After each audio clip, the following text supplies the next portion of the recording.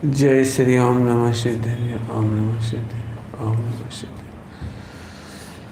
नमो अरिहंताण नमो सिद्धाण नमो आयरियाण नमो वज्रायाण नमो सबसाहु।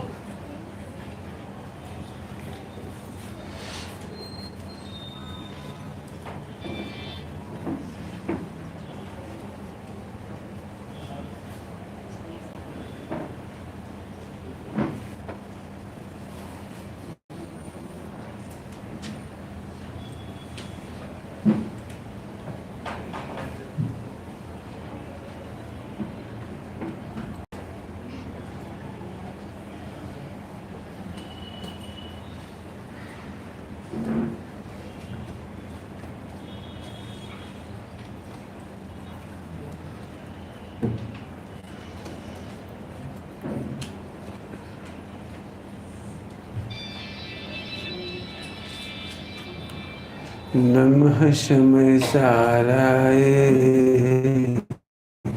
स्वानुभूत्या चकास्ते चित्स्वभावाय भावाय सर्वभावान्तरच्छिदे।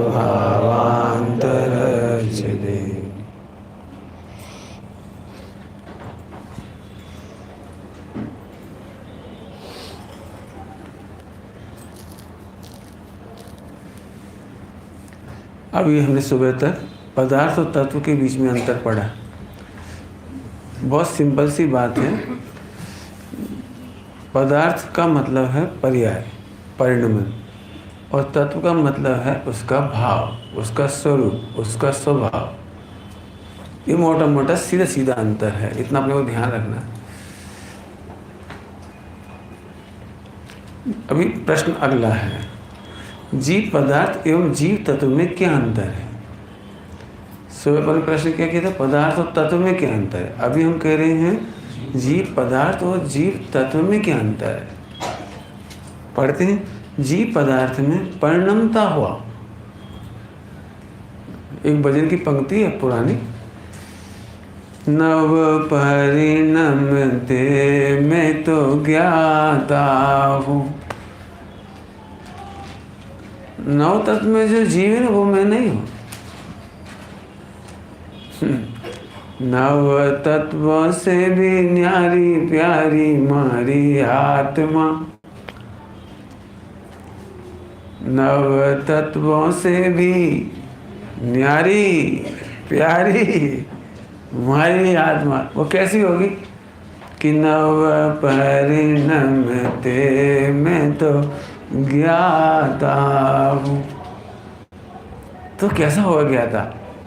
तो जो ज्ञाता है ना वो तत्व में जाता है। ज्ञाता पॉइंट पकड़ना, मति ज्ञान और शुद्ध ज्ञान नहीं, केवल ज्ञान नहीं, ज्ञाता। वो ज्ञाता है। देखो, तो जीव पदार्थ में परिणमता हुआ ज्ञान दर्शन अर्थात पर्याय लेना है, जबकि तत्व में सहज ज्ञान दर्शन से अभेद नियम साजी की टॉन।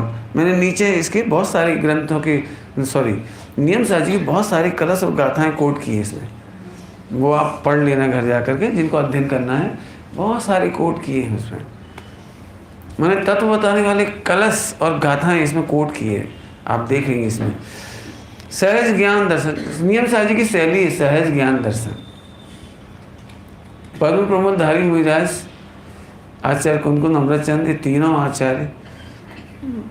पद्म प्रमोद धारी मुनिराज तो आचार्य नहीं थे, मुनिराज थे, लेकिन पूज्य गुरुदेव श्री को तो बहुत भक्ति आती थी। अभी अपने मंदिर में भी तीनों के चरण स्थापित हैं यहाँ पर। पद्म प्रमोद धारी मुनिराज, जिन्हें बहुत साहित्यिक पकड़ हो ना, वे पकड़ पाएंगे पद्म प्रमोद धारी मुनिराज कितनी खुमारी में थे। शब्द तो आपको पढ़ करके मुझे अर्थ करने में समय लगेगा, मैंने शब्द तो ऐसे लगेंगे जैसे कि क्या लिख रहे। पढ़ के देखना आप, जो जो मैंने इसमें कोट किए हैं। मैंने आम पब्लिक को सीधी सीधी समझ में नहीं आया, लेकिन वो खुमारी है एकदम, क्या गजब है। देखना तो सहज ज्ञान दर्शन से अभी ध्रुव जी पारिणामिक भाव लेना है। जीव द्रव्य में लक्षण रूप से ज्ञान दर्शन लेना है। जीव चारों के कॉलम है जीव द्रव्य, तो जीव द्रव्य में क्या लेना है? ज्ञान दर्शन लेना है। तत्व में क्या लेना है? मेरा ज्ञान दर्शन। और मेरा ज्ञान दर्शन भी, मेरा ज्ञान दर्शन अकेला नहीं, वो पारिणामिक भाव। पारिणामिक भाव मेरे ख्याल से लगभग 90% को पता है, ऐसा मुझे लगता है ना। नहीं पता हो तो हाथ खड़ा करना, थोड़ा बता देंगे। आगे देखो, जीव द्रव्य में लक्षण रूप से ज्ञान दर्शन लेना है, जबकि जीव तत्व में मात्र अपना ज्ञान दर्शन सुखमयी अभेद सत्ता लेना है। अभेद सत्ता, भेद नहीं लेना है, अभेद सत्ता। समय सारजी परमार्ग में भी तत्व बताने के लिए एक शब्द का प्रयोग किया, चिन्मात्र चिंतामणि। उससे पकड़ सकते हैं आप। चिन्मात्र चिंतामणि रेस यस्मात् ज्ञानी किम अन्यस्य परिग्रह। तो वो क्या चीज़ है? सरल दृष्टांत दूँ आपको पकड़ने के लिए। ध्यान रखना, हमें तत्व पकड़ना जरूरी है। शब्द के मीनिंग तो हो जाएंगे, लेकिन आपको भाव मालूम पड़ना चाहिए। बोलो भाई, आपको 1 सेकंड में मैं 1 घंटे तक, 1 सेकंड पर सेकंड 1 करोड़ रुपया 1 घंटे तक दूं, तो आप नोट लेना पसंद करेंगे या नहीं करेंगे? 1 घंटे में कितने सेकंड होते हैं? 60 सेकंड, है ना। 1 घंटे में 60 मिनट, सॉरी, तो 360 हो गए ना। हाँ, 360 हो ना, कितने? अच्छा, 3600 करोड़ हो जाएगी ना। मतलब 1 सेकंड में 1 करोड़ दूं तो 3600 करोड़ आपको मिलेंगे। चाहिए? एक तरफ ओनली चिंतामणि है, नो एनी कैश। एक तरफ 3600 करोड़ है। बोलो आपको क्या चाहिए? बोलो असली बनिया की डॉट डॉट हो तो बोलो क्या लोगे? बोलो, आपने कभी सोचा है 3600 करोड़ के बारे में? एक मैं आपको दे रहा हूँ पर समय, पर सेकंड, समय तो नहीं कह रहा हूँ, पर सेकंड 1 करोड़, और 1 घंटे तक दूंगा। बहुत है, इतना बहुत है। लेकिन इसके बाद भी मैं आपसे एक ऑप्शन दे रहा हूँ, आपको चिंतामणि चाहिए या कैश 3600 करोड़ चाहिए? बोलो, आप समझ गए? कुछ 3600 करोड़ एक केवल ज्ञान है, क्षायिक भाव है, और चिंतामणि वो तत्व है, वो पदार्थ है। केवल ज्ञान पदार्थ है और वो चिंतामणि वो तत्व है। बोलो तुम्हें कौन पसंद आता है? माने केवल ज्ञान पर जो मोहित होते हैं ना, वो चिंतामणि को छोड़ देते हैं। बोलो बोलो क्या लोगे? बोलो। तो इस दृष्टांत में थोड़ा आगे बढ़ाता हूँ, शाम का टाइम है, एक बार अपन सब डाइल्यूट हो जाए इस दृष्टांत में। बहुत अच्छा दृष्टांत है। आप सुनना जरा, वीतरागता क्या चीज़ होती है ये बताना है मुझे। वीतरागता एक गाय को जानने से कैसे आती है? ध्यान से सुनेंगे तो बस मजा हो जाएगा। आज ही कल लड्डू बांट देना समझ गए? बड़ी प्रसन्नता की चर्चा, सुनो ध्यान से। तो आप समय शिखर जी जा रहे हैं चिंतामणि लेकर, और झारखंड के लोग आ गए, जो लोग थे वहाँ के, कौन होते हैं वो, नक्सली या जो भी आते हैं, वो आए और आपको लूट लिया, सोना चांदी सब उतरवा लिया। आपको कितना % दुख हो रहा है?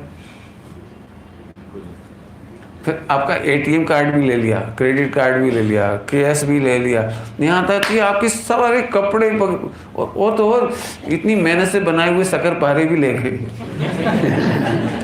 मैंने जो आइटम आपने बनाए थे बड़े अरमान के साथ, वो भी सारे ले गए, कुछ नहीं छोड़ा आपके पास। लेकिन एक चीज़ आपके पास छोड़ दी, वो है चिंतामणि। अभी मेरा एक प्रश्न है, आप उनसे उलझोगे?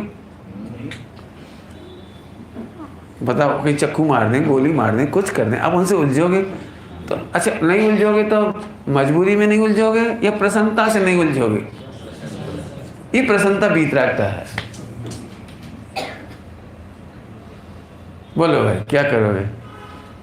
क्या आप ट्रेन में से उतर के रेलवे स्टेशन पे रिपोर्ट लिखाने जाओगे? सोचो, नहीं लिखाओगे रिपोर्ट, रोगे, दुखी हो जाओगे, हमारा सारा आइटम ले गए। ये इस तरफ से दृश्य है, नहीं जाओगे आप, पक्की बात है, क्योंकि जिन्हें चिंतामणि का स्वरूप मालूम है वो इधर नहीं जाएंगे। अभी मुझे कहना है, चोरों ने, मतलब जो थे वो नक्सली, उन्होंने सब कुछ लूटा, और कुछ है तेरे पास, सब निकाल देना। तो उसने बोला आपको क्या क्या चाहिए, 1 कुंटल सोना दूं? कहाँ है? ये लो। जाते जाते और चाहिए 1 कुंटल हीरे। सुनना, मुझे कुछ कहना है, सम्यक दर्शन कैसे होता है। अब ध्रुव की दृष्टि होने पर वीतरागता कैसे होती है मुनिराजों को, चक्रवर्तियों को, सम्यक दृष्टियों को। एक तो इसका दृष्टांत दे दिया, अभी मुझे देना है अंजन चोर को सम्यक दर्शन कैसे होता है। तो वो वापस आया, लाओ 1 कुंटल हीरे, उसे हीरे ले ली, फिर जाने लगा और चाहिए 100 कुंटल हीरे, फिर आया 100 कुंटल और ले लिए, फिर बुलाया और चाहिए। तो अब वो आएगा तो सही, काय के लिए आएगा बता सकते हो? हीरे के लिए नहीं। तुम ये दे कहाँ से रहे हो, और इतनी प्रसन्नता से दे रहे हो, तुमको कोई टेंशन नहीं हो रही, वो तुम्हें 1 कुंटल हीरे, 1 कुंटल सोना, 100 कुंटल हीरे, ये दे कैसे रहे हो? अब हीरे के लिए हाथ नहीं बढ़ा रहा है, वो जानना चाहता आप दे कहाँ से रहे हो। तो आपने मुस्कुरा के कहा मेरे पास चिंतामणि है। अभी मैं आपसे पूछता हूँ, दृष्टांत की बात है, वो चिंतामणि लेना चाहेगा या इतना सारा बोझ लाद के ले जाएगा? बोलो, 100 कितना कुंटल ये सोना हीरा ये सबको लाद के ले जाएगा या हीरा वो चिंतामणि चाहेगा? अब एक ही कदम और बच गया। तो सुनो, वो चिंतामणि तेरे ही पास है। उसे खबर नहीं थी कि मेरे पास भी चिंतामणि है, उसके पास भी चिंतामणि है। बोलो, अब वो उसकी चिंतामणि मांगेगा या अपनी चिंतामणि को यूज करेगा? बस सम्यक दर्शन हो गया, अंजन चोर को सम्यक दर्शन हो गया। इतना रिलैक्स होकर सोचो, इतना आनंद से सोचो। अब पढ़ो वो वाला कलश समय सार जी का, चिन्ह मात्र चिंतामणि रे से यस्मात्। यस्मात् समझते? यस्मात्, यस्मात् माने इसलिए। ज्ञानी किमन्यस्, ज्ञानी किम क्या, अन्यस्य, अन्य का परिग्रहण, परिग्रह क्यों करेगा, उसको ग्रहण क्यों करेगा? जब अनंत आनंद, अनंत सुख का सरोवर, सरोवर तो सब तो काम है, चिंतामणि जहाँ से प्रति समय प्रस्फुटित हो। अब मैं फिर पूछता हूँ, आत्मा बड़ा है, केवल ज्ञान बड़ा है? बोले सोचो, सम्यक दर्शन बड़ा है या वो ध्रुव भगवान बड़ा है? इसको कहना है तत्व, जीव तत्व इसको कहना है। जीव तत्व की इतनी महिमा होनी चाहिए कि केवल ज्ञान उसके सामने तुच्छ लगे। हे कैसी बातें कर रहे हो, तुच्छ। तुच्छ का मीनिंग समझते हो इंग्लिश में? Nothing else. कोई क्या वैल्यू है केवल ज्ञान की उस ध्रुव के सामने? मतलब इतनी महिमा तक आप पढ़ो, केवल सुनो मत, विचार नहीं करो, निर्णय करो। ओह, उस तत्व के सामने, उस ज्ञायक तत्व के सामने, उस जीव तत्व के सामने सम्यक दर्शन से लगाकर केवल ज्ञान तक कोई वैल्यू नहीं। अभी मुझे कुछ कहना है, अभी आपको आत्मा की वैल्यू नहीं आती है। आपको लगता है सम्यक दर्शन तो हो, केवल ज्ञान तो हो, उससे हम पूज्य होंगे। इसका मतलब तुझे मान कसा है, तू पूज्य होने के लिए सम्यक दर्शन चाहते हो, लौकिक ख्याति पाने के लिए सम्यक दर्शन चाहते हो आप, इसके लिए सम्यक दर्शन नहीं होता। सम्यक दर्शन कितनी सरल चीज़ है, आपको एक्चुअली मैं सरल बताता हूँ तो आपको कठिन लगती है। मैं देता हूँ दृष्टांत, हो तो मेरे पास कोई रास्ता नहीं। सुनना कितना सरल है सम्यक दर्शन। आप आत्मा का अनुभव इसलिए मत करो कि सम्यक दर्शन होगा, आप आत्मा का अनुभव इसलिए करो कि तुम आत्मा हो। इतना सरल, इतनी सरल बात है। लेकिन तुम मालूम आत्मा की बात कब सुनना चाहते हो? सम्यक दर्शन के लिए। यदि मैं आपसे कह दूं ना आप आत्मा का अनुभव करो, सम्यक दर्शन नहीं होगा, तो आप आत्मा की बात ही नहीं सुनोगे। माने आप पप्पू हो, आपको लॉलीपॉप दिखाना पड़ेगी। लॉलीपॉप समझते हो? जब मम्मी को कहना होता है ना तू पढ़ाई कर, लॉलीपॉप, थोड़ा सफाई कर दे, पोंछा लगा दे, लॉलीपॉप, तो तुम सम्यक दर्शन लॉलीपॉप मत बनाओ। तुम आत्मा का, फिर से बोले यार क्या बोला, तुम आत्मा का अनुभव इसलिए करो क्योंकि तुम आत्मा हो। स्वर्ग जाने के लिए सम्यक दर्शन मत करो, मोक्ष जाने के लिए सम्यक दर्शन मत करो, नरक से बचने के लिए सम्यक दर्शन नहीं करो, चार गति में रखड़ने से बचने के लिए सम्यक दर्शन नहीं करो। बस इजी गोइंग कह रहा हूँ ये बात मैं आपको। और यदि आपको मेरा भरोसा नहीं हो तो मैं टोटल मंजी साहब की बात बोलूँ, थोड़ा आगे आ जाए, बीच का गैप छोड़ दो, आगे आ जाओ भाई, आप लोग सब आगे जाओ, इधर भी आ जाओ, निकल आओ, पास में आ जाओ, उधर गैलरी में बैठे आप, हाँ इधर आ जाओ, वेरी गुड।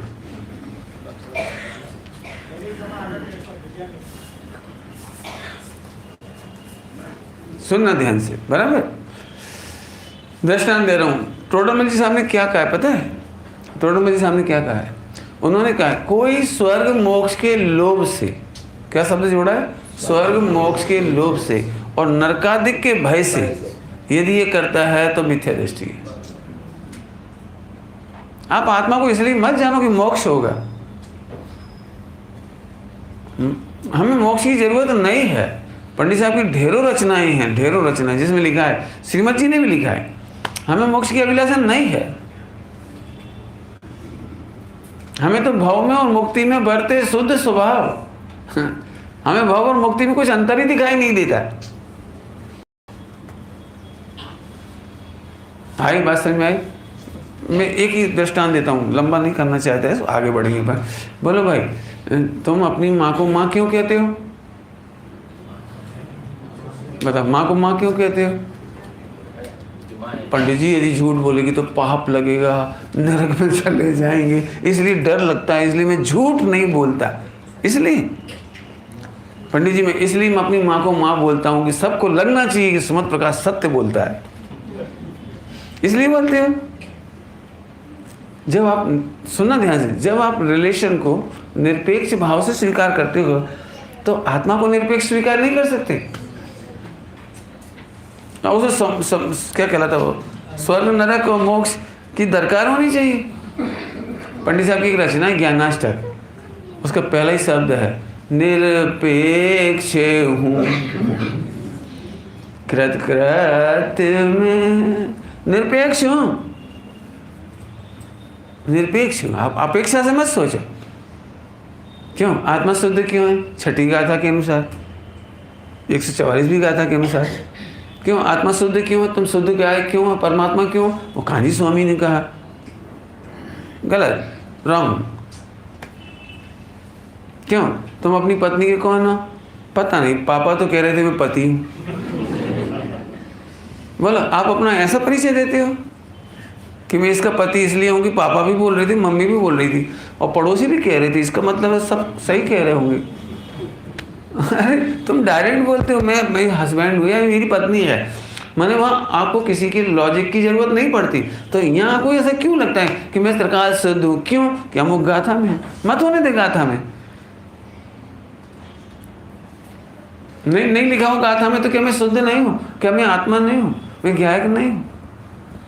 सुनो, कल कहा था मैंने आपसे, त्रियंश गति में इसलिए सम्यक दर्शन जल्दी हो जाता है क्योंकि वे समय सार में ट्रेस नहीं करते। वो कोई आगम ग्रंथों में ट्रेस नहीं करते, पता नहीं सही है कि गलत है, यहाँ तो ऐसा लिखा है, यहाँ तो ऐसा लिखा है, कुछ भी लिखा हो, ज्ञायक तो ज्ञायक ही है। अब तो आगे समझ, सम्यक दर्शन इतना सरल है। आइए, तो क्या बोल रहे थे? मात्र अपना ज्ञान दर्शन सुखमयी अवेश सत्ता लेना है, पारिणामिक भाव के अपर नाम। अब ये नियम साहजी के परम आलोचना अधिकार के कलश और गाथा वगैरह हैं बहुत सारी, उन्हें मैं छोड़ता हूँ यहाँ, बहुत सारे कलश के रेफरेंस हैं। अगले पेज पर देखिए, शंका नंबर अगला, अजीब पदार्थ और अजीब तत्व में अंतर क्या है? अजीब तत्व और अजीब पदार्थ। अभी जीव की चर्चा हो गई, अभी अजीब, बराबर।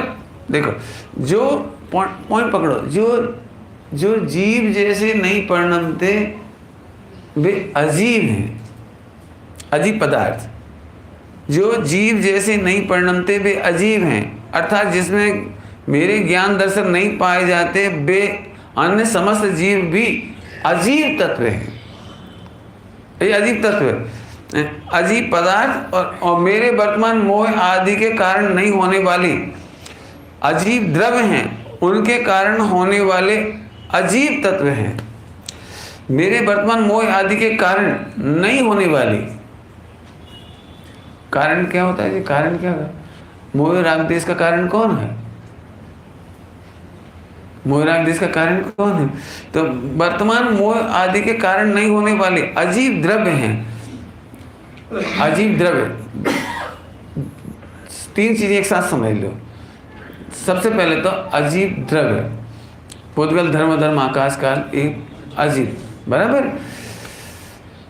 फिर जीव द्रव्य, अब जीव द्रव्य बच गए ना इसमें, तो इसमें एक तो मेरे अंदर में जो ज्ञान दर्शन रूप परिणमित होता है वो तो जीव था, लेकिन मेरे लिए ध्यान रखना, मेरे लिए अन्य सब वो भी अजीब है।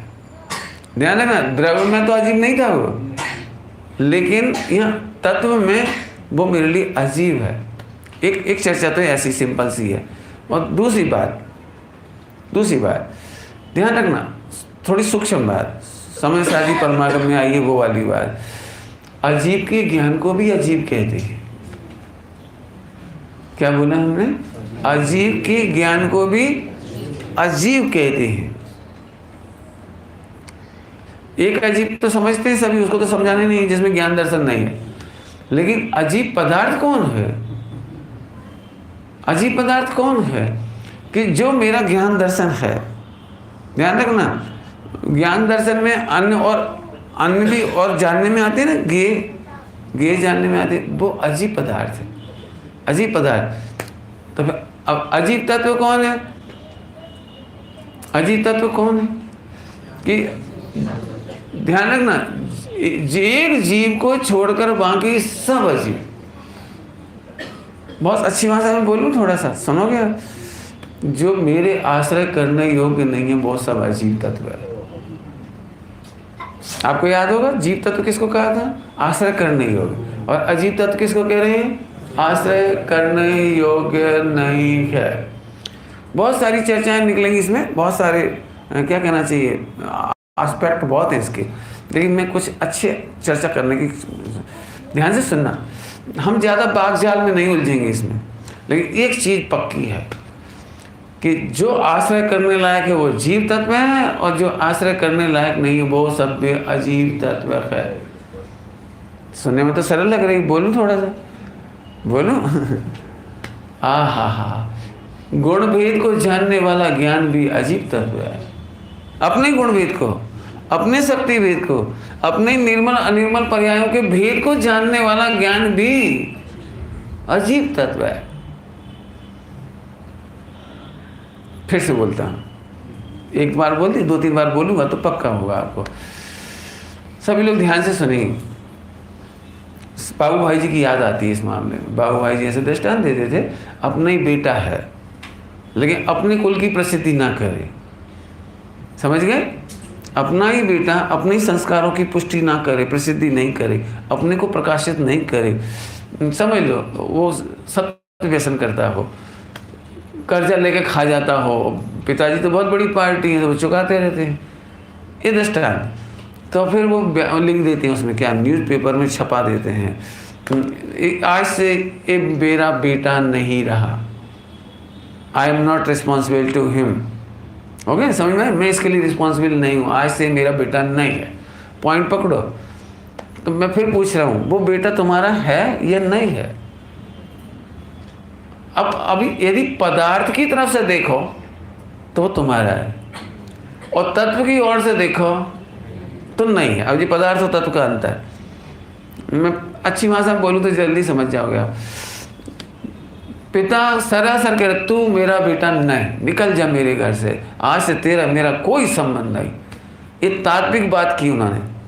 लेकिन डीएनए टेस्ट कराया जाए तो बोलो, यदि डीएनए टेस्ट करा दिया जाए तो किसका बेटा निकलेगा वो? अब तो समझ में आया? ओहो, जो अजीब को जानने वाला ज्ञान, गुण भेद को जानने वाला ज्ञान, पर्याय भेद को जानने वाला ज्ञान, वो जीव का ही है, डीएनए टेस्ट है। वो जीव में से उत्पन्न हुआ है, लेकिन वो त्रिकाली ज्ञान की प्रसिद्धि नहीं करता, इसलिए वो ज्ञान अजीब है। दो बातें कह दी थी जल्दी, आपने पता लगाया।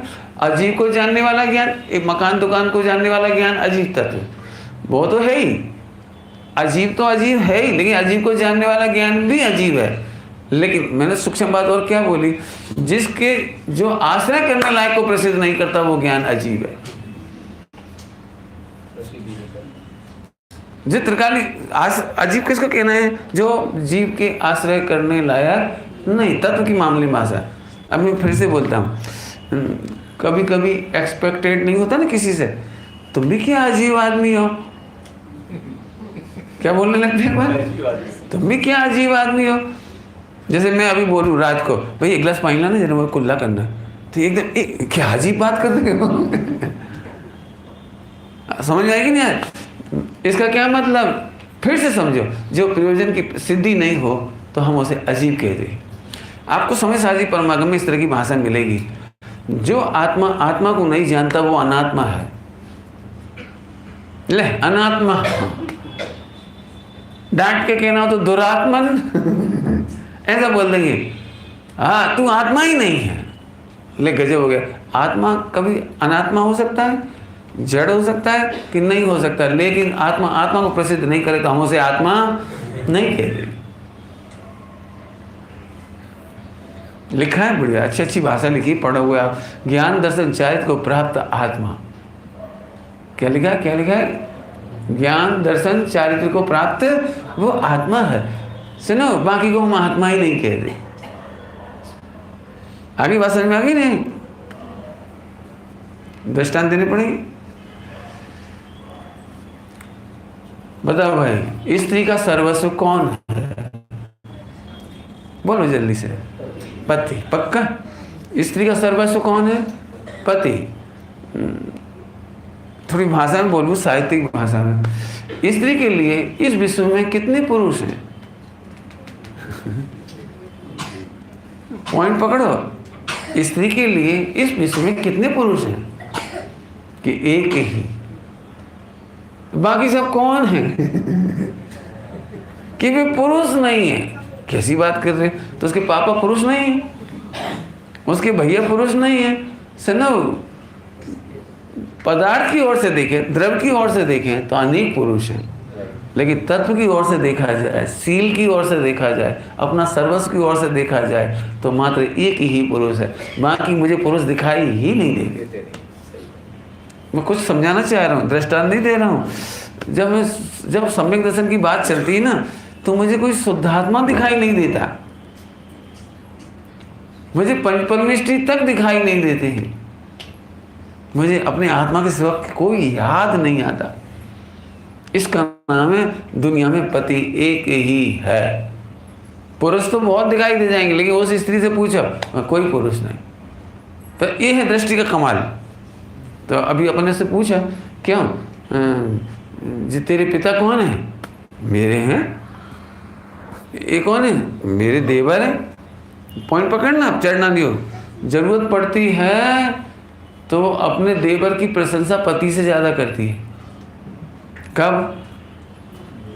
जब लड़की देखने वाले आते हैं ना, कोई लड़की वाले आते हैं तो ऐसे बोलती हैं, लाखों में एक है, पूरी पृथ्वी तल पर मेरे देवर जैसा कोई पुरुष नहीं। भाई हस्बैंड बैठा है वहाँ, हस्बैंड बैठा है, बोलो उसको कोई डाउट होता है? कोई गड़बड़ है इन दोनों के बीच में? उसे कोई डाउट नहीं। वो जानता है कि चरणान युग में सबको अपना कहा जा सकता है, लेकिन दृष्टि में स्त्री के लिए पति ही अपना है। पंच परमेष्ठी कौन कहे? हमारे हैं। आप सब कौन कहे? कि हमारे हैं। तो फल में कहा था one for all, all for one, ये सब कुछ है। लेकिन जब सम्यक दर्शन की बात आती है, स्वानुभव की बात आती है, दृष्टि की बात आती है, तो हमें शुद्धात्मा, अपनी शुद्धात्मा के सिवा कोई दिखाई देता नहीं है। बोलो, पर स्त्री का सर्वस्व कौन? पति। पक्का? तो सास ससुर तो कुछ है ही नहीं, कुछ नहीं है। वो बोल दे, आज पंडित साहब ने कहा था दुनिया में एक पति के सिवा हमारा कोई नहीं। कि सुन, तू दृष्टि में तो यही समझना, दृष्टि में यही समझना, लेकिन प्रवृत्ति में किसी का अनादर नहीं करना। मैं इतना में हमने सब कह दिया। मैं अभी पढ़ रहा था श्रीमद् राजचंद्र जी की पत्रांग, तो उसमें पत्रांग में उन्होंने एक प्रेरणा की एक भाई को कि तुम्हें समय नहीं मिलता मुझे आश्चर्य पूजा करने के लिए। ऐसा लिखा है, आपको पूजा करने के लिए, श्री जिनेन्द्र देव की पूजा करने का समय नहीं मिलता, मुझे आश्चर्य है। हो सके तो पूजा कभी मत छोड़ना। पत्रांग में प्रेरणा की उनका। तो इसका क्या मतलब, जिन्हें सर्वोत्कृष्ट आत्मा भाषित होता है, उनकी बाहर में जब आंख खुलती है तो बाहर में यथा योग्य आदर हुए बिना रहता नहीं। पॉइंट पकड़ो। आप लोगों की मिस्टेक कहाँ हो रही वो भी बताता हूँ आपको। या तो हम सर्वस्व निमित्तों में झुक जाते हैं, या फिर सर्वस्व निमित्तों को छोड़ देते हैं। पंचब्रह्मर्षि क्या कर लेंगे, वे तो परद्रव्य हैं, भिन्न हैं, वे क्या कर लेंगे कि सुन तेरा कल्याण नहीं होगा। बहुत रफ भूमि है तेरी, बहुत रफ, रूढ़ है तू एकदम। और क्या फिर भक्ति में बैठ जाएगा तो मैंने तेरे ही भरोसे पारसनाथ। आगे आप सोचो, मुझे कुछ नहीं सोचना। ऐसा नहीं, दोनों का बैलेंस होता है ज्ञानियों को। मैंने इतने दृष्टांत दिए, आप ध्यान रखना, दृष्टि और प्रवृत्ति में फर्क पड़ता है। चलो आगे चलते। आगे, पाप पुण्य को तत्व में न लेने का कारण क्या है? क्या बोल रहे हैं हम? पाप पुण्य को तत्व में, अब देखो मर्म की बात, सूक्ष्म बात है। पाप पुण्य को पदार्थ में तो लिया है और तत्व में नहीं लिया। प्रश्न समझ में आ गया सबको? तो पाप पुण्य को तत्व में क्यों नहीं लेना, उसका कारण क्या है? अब उत्तर देखो, तत्व का प्रयोजन आश्रय और अनाश्रय भूत का निर्णय करना है। ऊपर भी अपने जीव अजीव कैसे घटाया था? आश्रय करने योग्य जीव तत्व है और आश्रय नहीं करने लायक वो सब अजीव तत्व है। सूक्ष्म में बात पकड़ना। यदि हम द्रव्य से देखेंगे तो मात्र पुद्गल, धर्म, अधर्म, आकाश, काल ये अजीब है। थोड़ा और अंदर आओ तो अन्य सारे जीव मेरे लिए अजीब हैं। लेकिन अभी आपको पता है मैंने क्या बोला था सूक्ष्म, कि मेरे ही गुण पर्याय का भेद, मेरे ही गुण पर्याय का ज्ञान, भेद का ज्ञान, शक्ति का ज्ञान, पर्यायों का ज्ञान, उसको जानने से भी सम्यक दर्शन नहीं होता, स्वानुभव नहीं होता, तो वो भी अजीब है। याद रहेगा, आपको याद रहेगा तत्व का प्रयोजन क्या है? आश्रय और अनाश्रय। आश्रय लेना या नहीं लेना, दो का डिसीजन करना है अपने को तत्व में, बराबर है? तो अब देखो, तत्व का प्रयोजन आश्रय अनाश्रय भूत का निर्णय करना है। अतः यह कार्य आश्रय बंध में ही हो जाता है, आश्रय बंध में ही हो जाता है, इसलिए प्रत्यक्ष से नहीं लिया गया। दोनों बंध में समान हैं, दोनों बंध में समान एवं दृष्टि में समान रूप से ही। आश्रय बंध में कैसे में दोनों समान ही हैं, बंधक करने वाले, दोनों संसार में दाखिल कराने वाले हैं। समय साजी कलश, समय साजी कलश, दोनों संसार में दाखिल कराने वाले होने से सुशील कैसे हो सकते हैं? इसलिए उनको अलग से आश्रम में नहीं डाला, वो आश्रम में मतलब तत्व में नहीं डाला। पुण्य पाप को समझ में आई बात कि नहीं?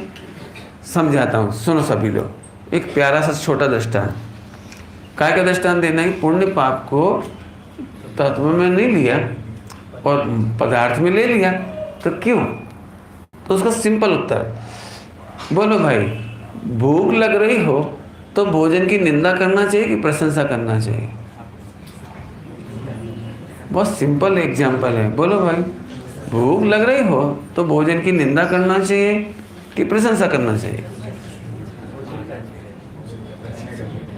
अब देखो, प्रश्न काय का है? भूख लग रही हो तो अब बताओ मुझे आपको कि आप भोजन का आश्रय करोगे या भोजन की प्रशंसा का आश्रय करोगे? सुनो ध्यान से, भूख लग रही हो तो भोजन की निंदा करना पाप है और भोजन की प्रशंसा करना पुण्य है। लेकिन दोनों ही स्वरूप, भूख लग रही ना तो दोनों पेट भरने के लिए अंतराय है। नहीं नहीं नहीं साहब, भोजन की बुराई करना बुरा अंतराय है। लेकिन तू भोजन की प्रशंसा कर तो भूख क्यों, पेट कब भरेगा? जितनी देर तक प्रशंसा करोगे उतनी देर तक पेट भरेगा नहीं भरेगा। इसीलिए निंदा करना पाप, प्रशंसा करना पुण्य, लेकिन दोनों ही स्वरूप के वेदन में अंतराय है। दोनों ही समान रूप से अंतराय है। दोनों समान रूप से बंद माने दुख देने वाले हैं, दोनों समान रूप से। बात आई समझे? अब मैं आत्मा में लगाऊं, बोलो भाई सभी लोगों की गलती बताना है, सभी लोगों की। पंडित जी पहले तो आत्मा की महिमा नहीं करते थे, अब तो बहुत विचार करते हैं। आत्मा कितना अच्छा है, गायक है, त्रिकाली है, ध्रुव है, अनंत शक्तियों, ओ गुरुदेव का, बहन श्री का, ओ हाँ। समझ गए क्या कह रहे हैं? सन तू स्वभाव में अनुभव करना अंतराय डाल रहा है। तू पहले आत्मा की निंदा करता था, अब थोड़ा सत्संग में आ गया, तब तू आत्मा की प्रशंसा करने लगा। बोलो आप में से कौन कौन अपने आप को अच्छा नहीं मानता? पंडित जी पहले से मैं आत्मा की प्रशंसा करता हूँ, आत्मा की महिमा करता हूँ, आत्मा का विचार करता हूँ, खूब चिंतन करता हूँ, अब तो 6 घंटा पढ़ता हूँ। मुझे नहीं मालूम तुम किसके बल पर खुश हो, बोलो। फिर पूछता हूँ, आप भोजन के बारे में खूब चर्चा करो और खाओ नहीं, बोलो क्या करना है आपको? बोलो ऐसे आत्मा के बारे में हो रहा है। कोई भक्ति की लाइन है, कब स्वाद चखूं वह पल होगा, जिसकी चर्चा ही है सुंदर तो वो कितना सुंदर। तो पीड़ा काय की हो रही है उसे, व्यग्रता काय की हो रही है? कब स्वाद चखूं। बोलो भाई, इतना तो बच्चा भी नादान नहीं होता। मिठाइयाँ रखी हो सामने और पापा कहें सुन बेटा 1 घंटा सांभर। वो एक अक्षर नहीं सुनेगा, पापा 1 घंटे बाद खाना ही है ना, तो पहले नहीं खाओ, आप मुझे खाने दो, नहीं सुनाओ मुझे डिटेल। ऐसे ऐसे शुद्धात्मा का अनुभव करने लायक है।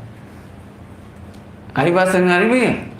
चलो, तो दोनों संसार में दाखिल कराने वाले, दोनों दुख देने वाले, कौन कौन? पुण्य और पाप। इसलिए निंदा तो नहीं करना शुद्ध आत्मा की, लेकिन आत्मा की प्रशंसा करने वाले भी बंध तत्व को प्राप्त हो रही, माने आत्मा के अनुभव से दूर हो रही।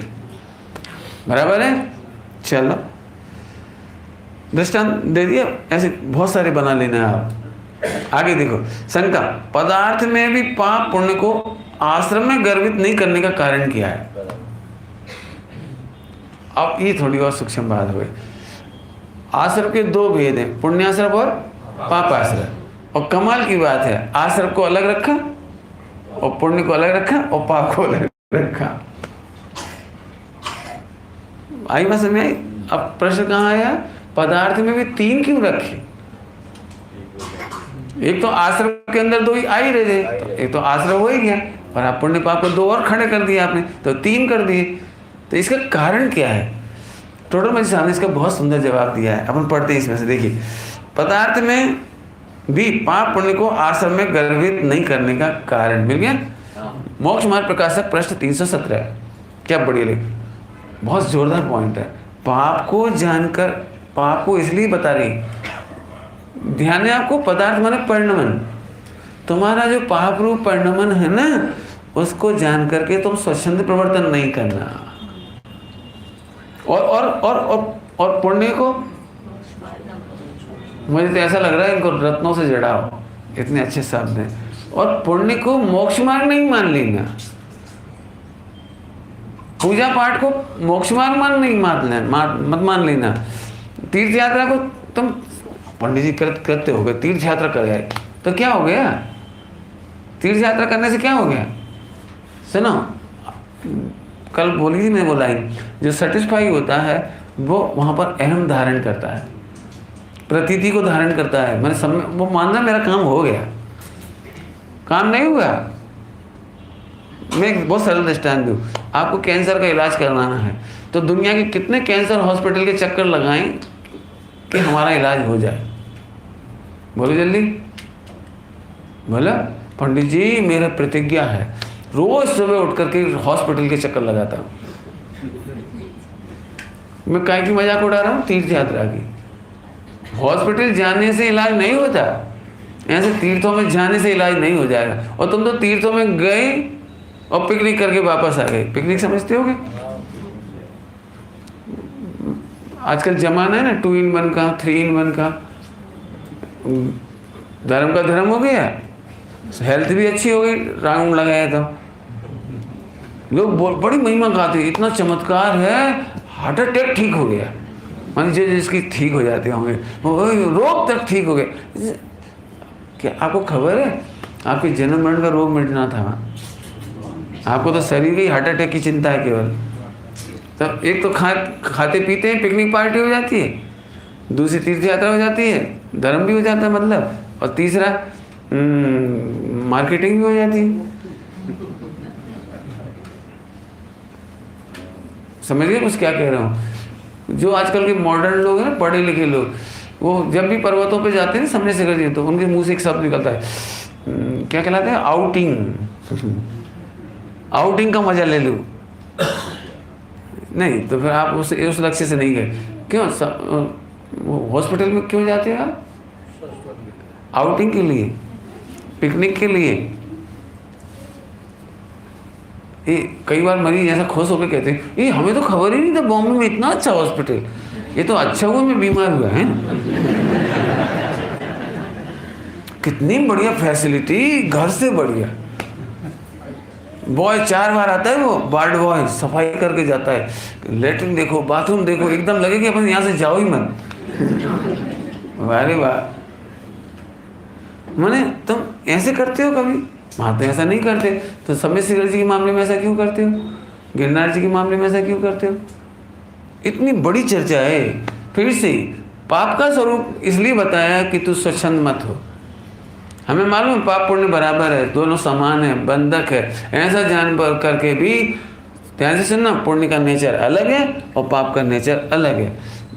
पाप तुझे अभी भी दुख देगा और भविष्य में भी दुख देगा, और पुण्य अभी तुझे इंद्रिय सुख देगा, अभी कल्पना मैंने वैसे शांति मिलेगी तेरे को, मंद कसाय होगी, इसलिए तो मंद कसाय की शांति होगी, और भविष्य में भी तुझे शुद्ध आत्मा से दूर रखेगा।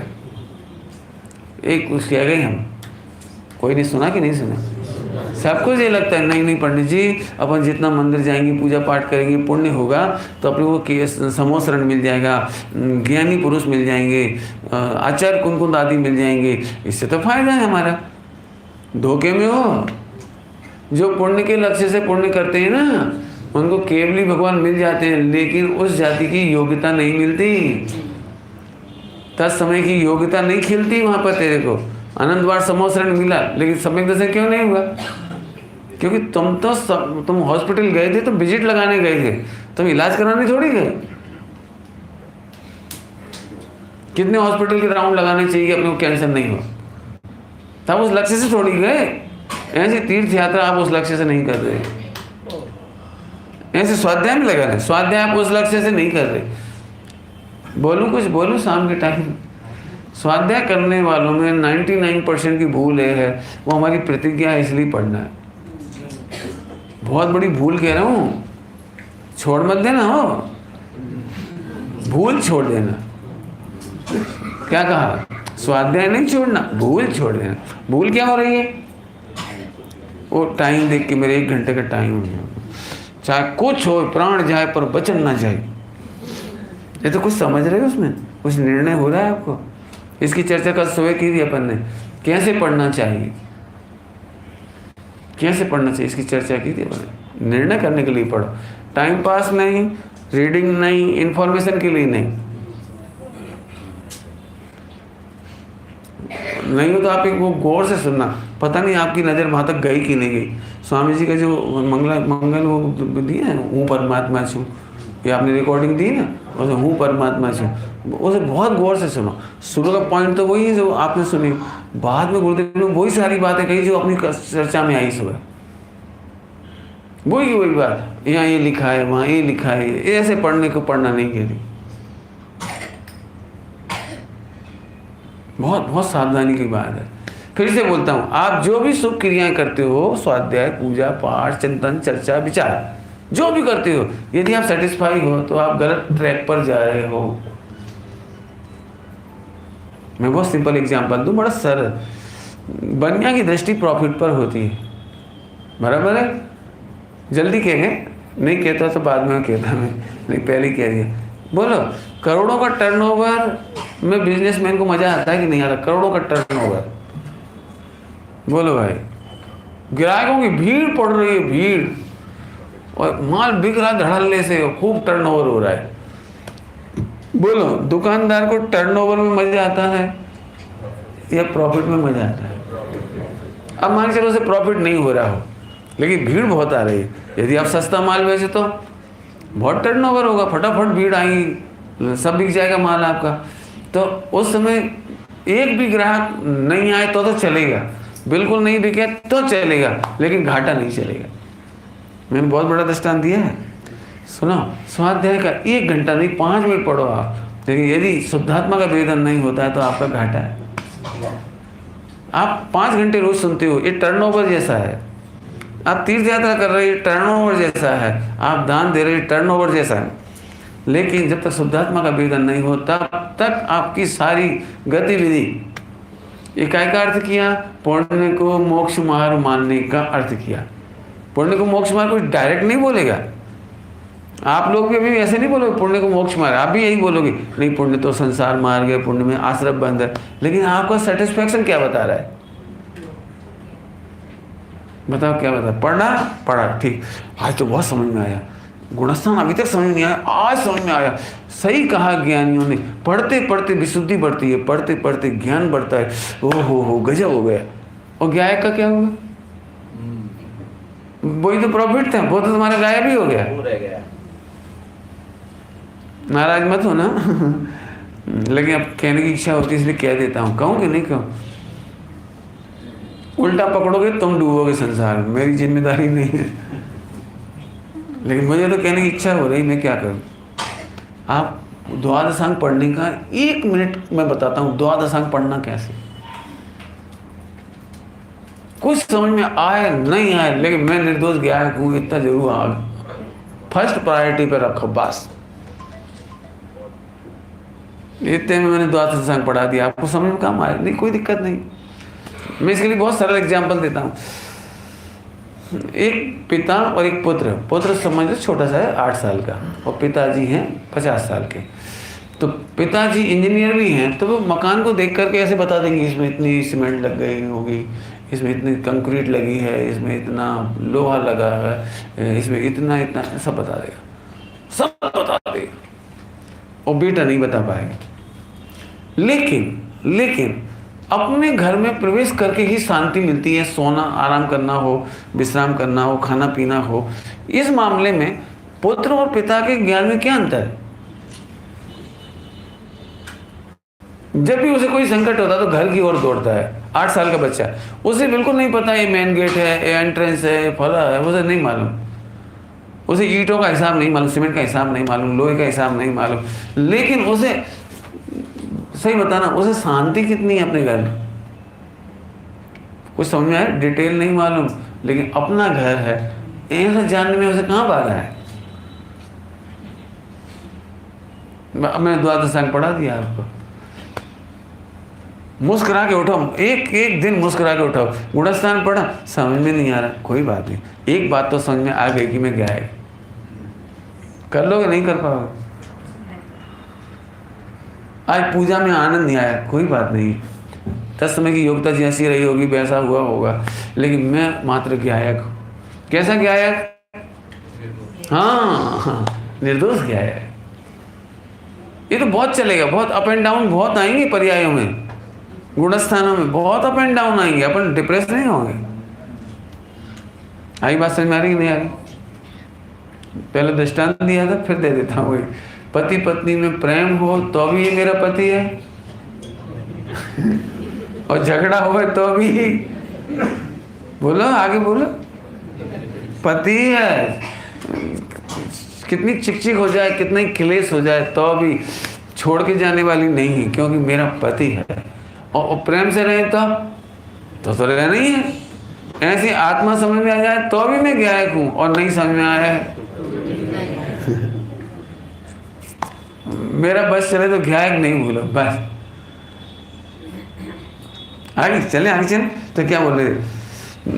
पापों को जानकर स्वच्छंद प्रवर्तन नहीं करे। आपको मालूम है पुण्य और पाप के नेचर में अंतर है। आगे लिखा हुआ देखो आप, प्रवचन सार की गाथा 12 की टीका। ओहो, अब इसके लिए तो है भी टाइम, सुनना ध्यान से। प्रवचन सार की गाथा 12 की टीका देखना आप। 12 की टीका में पाप अत्यंत हे है। लॉजिक क्या कहते हैं मुझे? वो पाप और पुण्य। पाप कैसा है? अत्यंत हे, जबकि पुण्य कथनचित उपादेय और कथनचित हे है।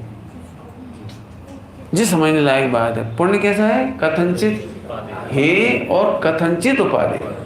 पाप में ऐसा नहीं लिखा कथनचित हे कथनचित उपादेय। पाप तो है अत्यंत हे, अत्यंत, मैं शब्द पर वजन जा रहा है, अत्यंत हे। और पुण्य कैसा है? कथनचित हे और, पॉइंट नोट किया जाए, दोनों को आश्रम में अकेला शामिल क्यों नहीं किया पदार्थ के रूप में? दोनों का परिणमन है, पाप का भी परिणमन है और पुण्य का भी परिणमन है, तो दोनों को शामिल क्यों नहीं किया? क्योंकि आचार्य देव कहते हैं कि पाप अत्यंत ही है और पुण्य कथनचित हे है और कथनचित उपादेय। समझा दूं? थोड़ा सा समझाना पड़ेगा थोड़ा सा। पाप अत्यंत है, अत्यंत समझते हो? अत्यंत सरल दृष्टांत दो, एकदम सरल दृष्टांत, जिंदगी भर में नहीं भूलोगे आप। राहुल गांधी इस समय थोड़ा 3 स्टेट जीतने के बाद थोड़ा जोश में है, तो उसने एक मीटिंग बुलाई अपने सारे देश के कांग्रेस की, जो क्या कहलाते हैं उनके मेन एडमिनिस्ट्रेटिव, सब उनको बुलाया और एक जोरदार भाषण दिया, वीर रस वाला भाषण। बोलो भारत का अगला प्रधानमंत्री कौन बनेगा? अंतिम डायलॉग है उसका, पूरा बोलने के बाद बोलो कौन बनेगा? तो समझ लो हमारे दिग्विजय सिंह है MP के, वो बोले मैं बताऊं? क्या बताओ? कि नरेंद्र मोदी। नहीं समझ में आया? तो उस समय जो फीलिंग राहुल गांधी को होगी उसका नाम है अत्यंत है।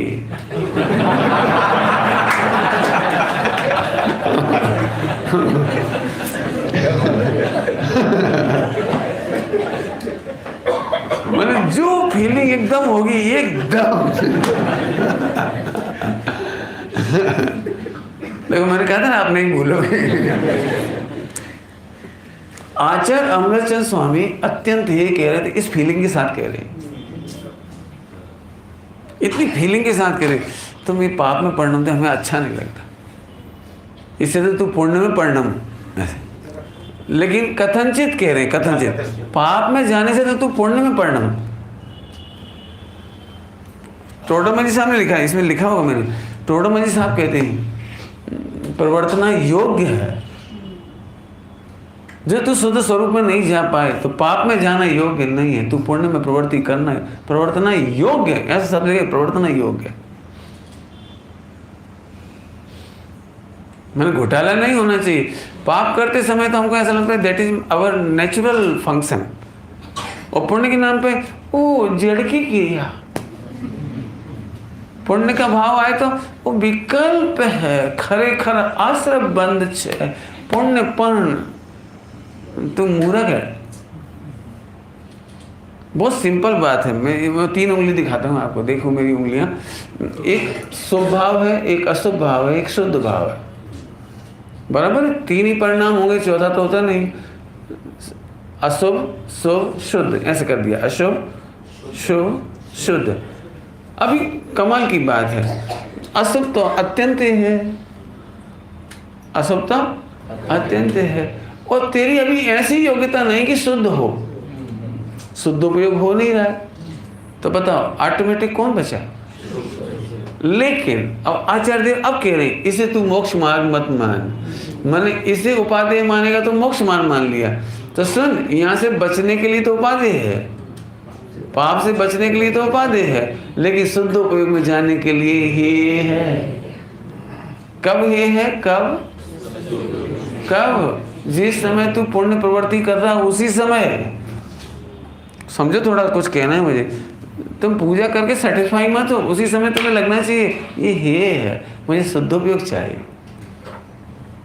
मुझे शुद्धोपयोग चाहिए।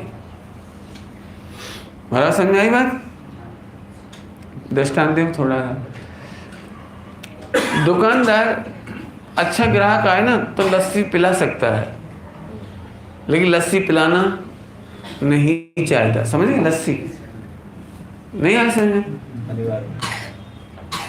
तो लस्सी कब पिलाता है वो? लस्सी कब पिलाता है? जब वो प्रॉफिट दिखाई देता है। ऐसा तो नहीं है वो रुमाल खरीदने आया 20 रुपए की लस्सी पिला दे, ऐसा तो नहीं करेगा। माने वो लस्सी पिला सकता है, पिलाए। हर ग्राहक को लस्सी पिलाता है? कोई नहीं पिलाता है, लेकिन कभी जरूरत पड़ती है। कोई ऐसे लोग होते तो अरे आइए आइए, आप तो बहुत दिनों बाद आए, आप तो ईद के चांद हो रहे हो, लस्सी। उस समय भी लस्सी पिलाना चाह रहा है? नहीं, थोड़ा अच्छे तरीके से अट्रैक्ट करके उसको कमाया जाए, उसे माल बेचा जाए, इसलिए उसको लस्सी पिला रहा है। पॉइंट पकड़ो। लस्सी पिलाते समय भी नजर प्रॉफिट पर है। कुछ कहूँ आपसे, भगवान की पूजा, भगवान की महिमा, भगवान के केवल ज्ञान की महिमा करते करते नजर यहाँ रखो। बंदे तद्गुण। पंडित साहब की रचनाएं पढ़ो आप, पंडित साहब की रचनाएं गजब गजब है। शायद ही कोई रचना होगी जिसमें उधर से इधर नहीं आ रहे। अपन लोग दृष्टांत है, अपन लोग यदि करते हैं ना पूजा तो भाई वहीं चली जाती सारी पूजा, इधर रिटर्न ही नहीं होती। जबकि भगवान की पूजा ऐसी है बैडमिंटन जैसी। बैडमिंटन समझते हो? दोनों तरफ से होना चाहिए, उधर से भी इधर आए, इधर से भी उधर जाए, इधर ऐसे दोनों साइड। और तुम क्या करते हो? वन साइडेड चलता है। ऐसा नहीं, पूजा मैंने बहुत काम का। तो पंडित साहब की रचनाओं की 2-3 पंक्तियां गाता हूँ, अलग अलग पूजा मैंने अलग चीज़ों में। मैं तो आज एक नई भक्ति पढ़ी, नहीं तो क्या, छवि तो बहुत पहले से नज़र पहली बार गई, आज पढ़ेगी। कल मैं देखो लाऊंगा तो मैं सुनाऊंगा आपको, वो बहुत अच्छी है, एक आध पंक्ति सुनाएंगे उसकी। देखो कितनी सुंदर पंक्ति। ऐसा ही प्रभु मैं भी हूँ। ले पहले थोड़ा बहुत उनका वर्णन तो करो। ले उनका थोड़ा भी वर्णन नहीं मंजूर किया। पहली लाइन क्या लगी? ऐसा ही प्रभु। थोड़ा तो बोलो। पारसनाथ हैं, आदिनाथ हैं, केवल ज्ञान लिया, 5 कल्याणक हुए। अब सुनो ऐसा में तो अच्छा भी लगे। पहली लाइन में दूसरी भक्ति देखो, सुनी हुई होंगी सब आपकी। कैसी सुंदर जिन प्रतिमा है, कैसा सुंदर है जिन रूप। इतना तो बोला। अब दूसरी लाइन में जिसे देखते सहज दिखता, सबसे सुंदर आत्मा। सबसे सुंदर कौन है? नहीं, आत्मा कोई और कोई थोड़ी है। अगर तुम्हें ऐसा दिखेगा ना तो तुम्हें मजा ही अलग आएगा। सुबह सुबह आप कौन के दर्शन करने जाते हो? बोलो, नहीं आवाज आई? भगवान के। हाँ, ऐसा मजा आना चाहिए। जैसे अपन अपने परिवार की तरफ से कोई प्रतिमा विराजमान कराए ना तो समधी को बताती, आओ इस मंदिर में जरूर चलो, ये तो ठीक है, इसमें जरूर चलो। बोले क्यों? तो जब तुझे अपने परिवार की प्रतिमा में इतना मजा आता है तो अब अगली बार ऐसे बोलना समधी को। समधी समझती ना, उनको ऐसे बोलना, चलो आज मैं तुम्हें आज मैं अपनी मूर्ति दिखाता हूँ तुम्हें। It is my future. कल करना है, बच्चों को ले जाओ मंदिर तो बोलना, बेटा ये तेरा स्वरूप है, ये तेरा रूप है। जिसे देखते सहज दिखता, सबसे सुंदर मेरा स्वरूप। आगे भी पढ़ लेना, रचना में वो एक ही बात लिखी, एक ही बात। आज अद्भुत छवि निज निहारी। भगवान की निहारी बोल ही नहीं रहे, भगवान की निहारी नहीं बोल रहे, वो तो हम पहले निहारते थे। अब क्या निहारा है? आज अद्भुत छवि निज निहारी, भाव दूर भगे सब विकारी। ये ऐसे देखने का दृष्टिकोण होना चाहिए भाई। मेहनत करनी पड़ेगी। अब इसका ही वर्कशॉप है बस, और क्या, वर्कशॉप इसी का ही नाम है। कल कर बताना कौन कौन ने किया। हाँ, अरे बच्चों को अल्लाह के साथ कहो, अल्लाह के साथ। देख बेटा, तू जैन कुल में जन्मा है, तू ऐसा भगवान बनेगा, ऐसी दशा होगी अपनी, हो मेरी ऐसी दशा। बहुत ऐसी मस्ती का मार्ग है। गीत गाओ तो भी मस्ती, भजन करो तो मस्ती, पाठ पढ़ो मस्ती, और कुछ नहीं समझ में आए तो अभी मैं तो गजब।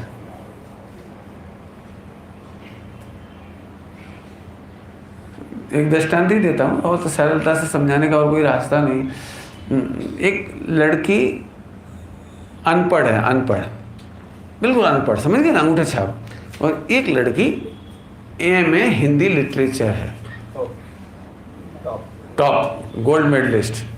और दोनों की शादी सुंदर पुरुष से हुई, क्योंकि दोनों सुंदर थी, तो दोनों की शादी किसी डॉक्टर से हुई या किसी सुंदर पुरुष से हुई। अभी मुझे आपसे पूछना है, दोनों में पत्नी पने का जो अनुभव हो रहा है, पत्नी पने का अनुभव हो रहा है, सुंदर पति मिला, करोड़पति घराना मिला, तो करोड़पति पने का अनुभव हुआ, इसमें क्या अंतर है? अब दोनों की अनुभूति समान, तो फिर दोनों के बीच में एक कंपटीशन कराया गया मंच पे लाकर कि देखें दोनों को अपनी अपनी पति की अनुभूति 100% किसको है, फैसला होना चाहिए। तो इससे कहा तुम अपने पति पे शेर लिखो, शेर समझते, शायरी लिखो। उसने धड़ाधड़ लिख डाली, और जे बेचारी टापती रही मतलब हक्का बक्का क्या बोले। फिर उससे कहा तुम भाषण दो, उसने फटाफट भाषण दे दिया। इससे ये भाषण भी नहीं दे पाई, ऐसे दोनों साइड से। उससे पूछा तुम अपने पति के बारे में क्या जानती हो, उसे पूरा क्या कहलाती हो, बायोडाटा, बायोग्राफी सब बता दी, धड़ 5 फुट 6 इंच, इतना किलो वजन, इतना किलो, सब बता दिया उसने। और जी तो बोली। अब इसके पास एक ही उत्तर था, बोलो उत्तर बोलो।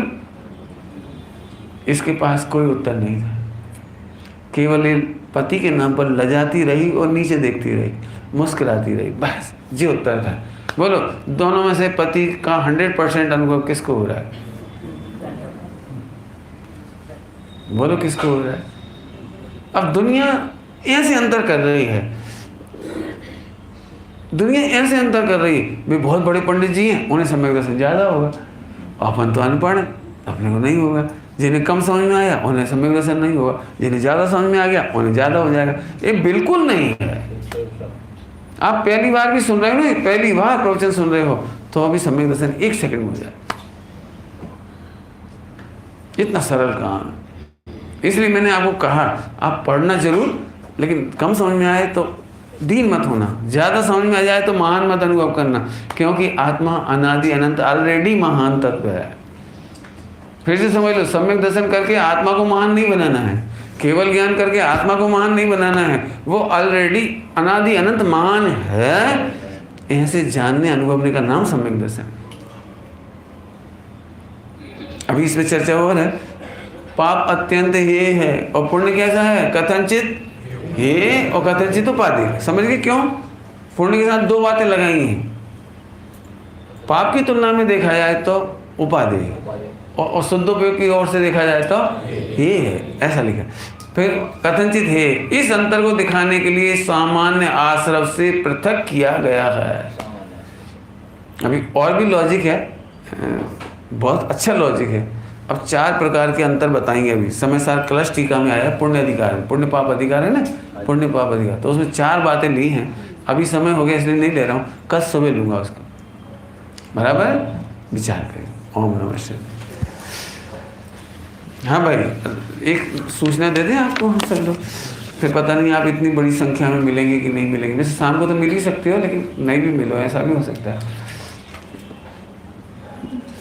मेरे को केवल एक ही अभिलाषा है, पूज्य गुरुदेव श्री ने जो तत्व ज्ञान की गंगा बहाई है, मैं चाहता हूँ आप सब उसमें स्नान करो। जो लोग 5 साल का शास्त्री का कोर्स कर रहे हैं, वेरी गुड, वेल डन। कैसे करना है वो अभी बता दिया, अभी बताया आपको। ये अपनी महिमा नहीं आए जब तक तो कोई मज़ा नहीं। लेकिन मैं ये ज़रूर चाहूँगा कि आप समय समय पर, पूज्य गुरुदेव श्री के निमित्त से पहले 1 महीने का शिविर लगता था। सबसे पहला शिविर सोनगढ़ में 1 महीने का लगता था, श्रावण के महीने में। उसमें 13 लोग, 5 लोग आए थे, ओनली 5 लोग। उसमें ब्रह्मचारी हरि भाई, ब्रह्मचारी, हाँ हरि भाई जी, ब्रह्मचारी नहीं, क्या नाम था, चंदू भाई। पहले शिविर के विद्यार्थी थे ब्रह्मचारी चंदू भाई।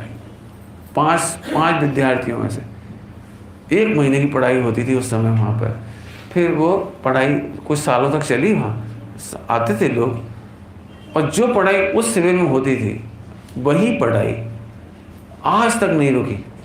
कहीं भी कोई शिविर लगता है तो जैन सिद्धांत प्रवेश का कंपलसरी है, निमित्त उपादान कंपलसरी है, क्रमबद्ध पर्याय है, ये सब अच्छे अच्छे सिद्धांत हैं, 4 अभाव है, बहुत सारे सिद्धांत हैं, तो वो शिविरों में चलते हैं। पूज्य गुरुदेव श्री के प्रताप से बहुत सारा काम हुआ। अभी यदि पूरा व्याख्या करूँगा तो समय नहीं है, लेकिन बहुत काम होने में सबसे अच्छा काम ये हुआ, एक मॉल जैसा शिविर। मॉल समझते हैं, मॉल में जाते हैं अपन, सुई से लेके हवाई जहाज तक एक ही जगह मिल जाता है, ऐसे मैं इसको कहता हूँ मॉल वाला शिविर। 18 दिन का शिविर इस बार सूरत में है। सूरत आपके नज़दीक है, तो आप सब लोग 18 मई से 5 जून तक उसमें जरूर पधारें। आप अकेले नहीं पधारें, आप तो आएंगे, आना ही चाहिए आपको। और कभी ये नहीं सोचो कि अरे वो तो स्थूल चर्चा चलती है। स्थूल चर्चा नहीं चलेगी, कक्षाएं चलेंगी, प्रवचन भी होंगे। आपको एक सब्जेक्ट आप यदि दिन भर अटेंड करें 18 दिन, तो कम से कम 4-5 सब्जेक्ट की मास्टरी हो जाएगी। आप मतलब 4-5 कक्षाएं आप अटेंड करेंगे 24 घंटे में, तो आपको 18 दिन में गुणस्थान पूरा तैयार हो सकता है। और भी जो सब्जेक्ट चलते हैं वो पूरे कंप्लीट हो जाएंगे। तो जो लोग विस्तार से पढ़ना चाहते हैं उन्हें वहाँ आना चाहिए। 3 साल के बच्चे से लेकर के बड़ों तक की कक्षा लगती है इसमें, बहुत अच्छी कक्षाएं होती हैं। मई जून की छुट्टियां हैं, उस समय सारे देश से विद्वान आते हैं और शिक्षक विद्यार्थी भी आते हैं। तो आप सब उसमें जरूर पधारें। मेरी बड़ी हार्दिक अभिलाषा है। पूज्य गुरुदेव श्री के प्रताप से जो तत्व ज्ञान की गंगा बही है, आप अभी कल्पना भी नहीं कर सकते। इतने सुंदर दृश्य 60 साल पहले दिखाई नहीं पड़ते थे। और आज भी आप उन मंदिरों में जाके देखो जहाँ स्वाध्याय नहीं होती, मंदिर की वीरानगी कितनी होती शाम के टाइम, वहाँ जाके देखो। यदि आप चाहते हैं कि आपके बच्चों में इंटरेस्ट नहीं है तो इंटरेस्ट जग जाए, आपकी बहुएं हैं उन्हें रुचि नहीं तत्व की, तो आप तो केवल एक ही काम करना कि तुझे छुट्टी मनाने कहीं जाना हो तो चले जाना कुल्लू मनाली में, लेकिन पहले नंबर इस 18 दिन के शिविर में जाओ। मैंने इस शिविर की प्रेरणा मैं आपसे कर रहा हूँ, निमंत्रण दे रहा हूँ, आप इसमें जरूर पधारें। और दूसरा शिविर 5 साल का KKPPS वाला शिविर हर 5 साल में लगता है, आपको याद होगा सम्मित शिखर जी में। वो एक अद्वितीय बढ़िया शिविर होता है, मस्त 7-8 दिन का वो भी शिविर है, 3 से 9 अक्टूबर। आप उसमें भी जरूर पधारें। और एक शिविर तो आज से ही प्रारंभ हुआ है द्रोणगिर में, पूजनीय पंडित साहब की छत्र छाया में। मेरे लिए तो महान सौभाग्य है जो उनकी चरण रज मिली हमें, गुरुदेव को समझाने का जो मुझे ज्ञान मिला है, वो पंडित साहब मेरे लिए निमित्त है। जिनकी रचनाएं हम सब गुनगुनाते हैं, माने बनारसी दास जी की याद आ जाती है। इतनी रचनाएं उनकी लिखने में आ रही हैं और पढ़ने में आ रही हैं, तो आप उनका लाभ अभी भी कोई लेना चाहे तो 5-6 दिन का शिविर है 24 तारीख से 29 तारीख तक द्रोणगिर में। यदि बन सकता हो तो आप उनका भी लाभ ले सकते हो। इन शिविरों की निमंत्रण आप